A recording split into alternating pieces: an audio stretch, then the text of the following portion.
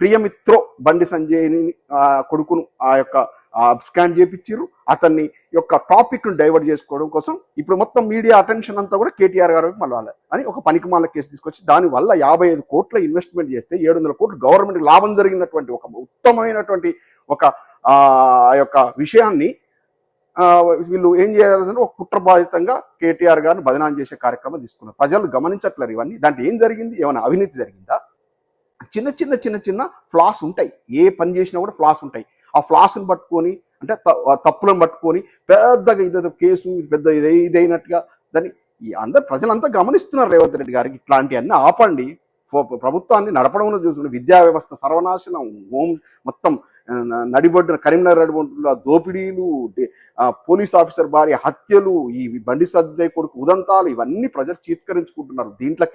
దీని మీద మీరు మీ ప్రతిష్ట ఒక 4 కోట్ల మందిలో మీకు ఒక సీఎం అయ్యే అవకాశం వచ్చింది. మీ ప్రతిష్ట ఇనుమడించే విధంగా పరిపాలించండి. ఎందుకు ఇవన్నీ కుమ్మక్కు రాజకీయాలు ఎందుకు? ఇవన్నీ ప్రజలకు అర్థం కావట్లేవా? ప్రజలు నోట్లు వేసుకుని ఉన్నారా? ప్రజలకు మొత్తం అర్థమవుతున్నాయి. మీరు చేస్తున్న మీ బీజేపీ కాంగ్రెస్ కుమ్మక్కు రాజకీయం మొత్తం అర్థమవుతా ఉంది.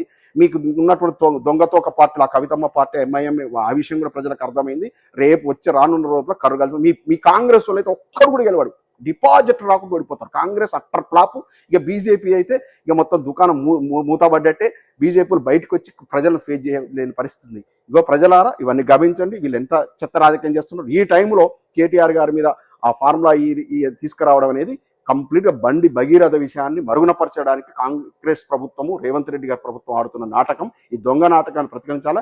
ఈ యొక్క బండి భగీరథ అనేటువంటి విషయం లోపల ప్రభుత్వం స్పందించి వెంటనే అరెస్ట్ చేసి జైల్లో పెట్టాలి. ఆ బాధిత బాలికకు న్యాయం జరగాలి. దీనికోసం ప్రజలంతా కూడా కొట్లాడుతూనే ఉండాలి. దీన్ని లైవ్లోనే ఉంచాలి. జై తెలంగాణ.